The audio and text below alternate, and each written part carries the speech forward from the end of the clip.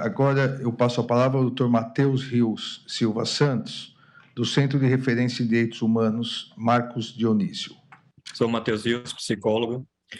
Primeiramente, gostaria de cumprimentar o excelentíssimo ministro Alexandre de Moraes, demais colegas, companheiros e companheiras do Movimento Nacional da População de Rua, que acompanham esta sessão presencialmente ou de forma remota.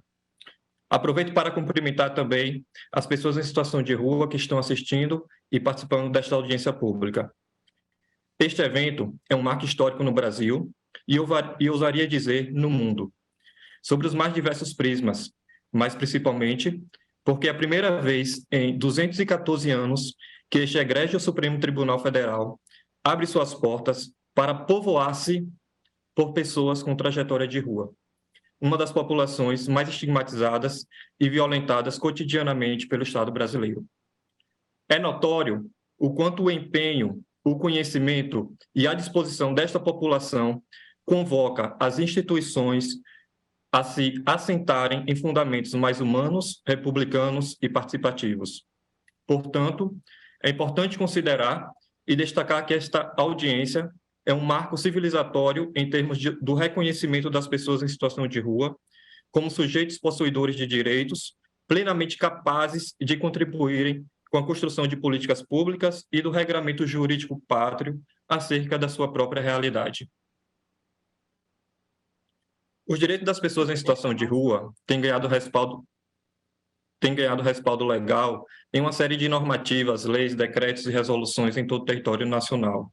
No entanto, a realidade das ruas demonstra uma constante e recorrente violação destes direitos, de forma que as condições de vida nas ruas se tornam ainda mais desumanas e mesmo dentro das instituições que foram criadas para assegurar os direitos dessa população, ouvimos relatos diários que deixam patente a violação sistemática de direitos humanos e das garantias fundamentais das pessoas em situação de rua.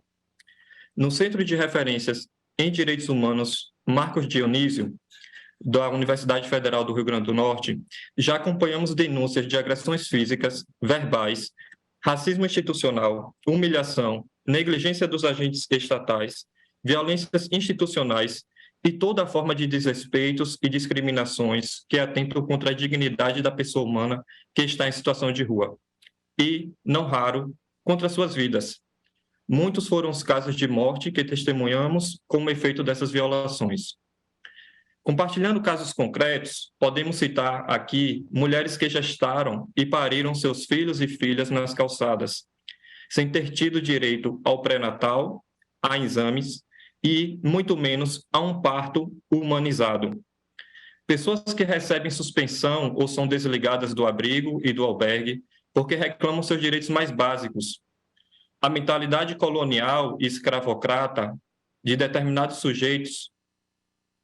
que determinados sujeitos não podem reivindicar seus direitos ainda é uma constante em nossas instituições. É importante mencionar ainda que, em Natal, acompanhamos o despejo dos despejos, senhor ministro. Ou seja, mesmo pessoas que já não tinham onde se abrigar foram removidas em abril do presente ano do viaduto do Baldo, onde estavam justamente por falta de moradia. Vale ressaltar ainda que este despejo foi realizado durante o período que ainda estava em vigor a Lei 14.216 de 2021 deste tribunal, que proibia despejos até outubro do corrente ano. É agravante o fato de que essas pessoas, além de serem removidas de um viaduto, perderam todos os seus pertences, roupas, documentos, sofás, colchões e demais objetos pessoais. Tudo isso realizado à luz do dia e sob a alegação aporofóbica de limpeza urbana. Não se pode mais justificar violações de direitos com o argumento de que o Estado detém o uso legítimo da força, quando esta força é aplicada de forma desproporcional e violentamente contra pessoas vulnerabilizadas, tal como a população em situação de rua. Terminando, por fim, vale mencionar que este é o mesmo Estado que negligencia boa parte, quando não a totalidade, das denúncias recebidas pelo Disque 100.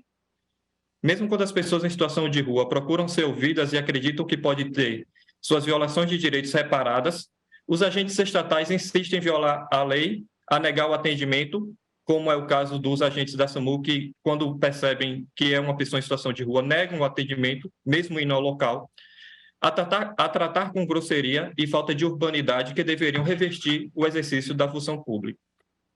Diante do que foi apresentado, somado a todos os outros exemplos e fala que nos antecederam, solicitamos que os excelentíssimos ministros e excelentíssimas ministras declarem a existência de um estado de coisas inconstitucionais concernentes às condições desumanas de vida das pessoas em situação de rua no Brasil.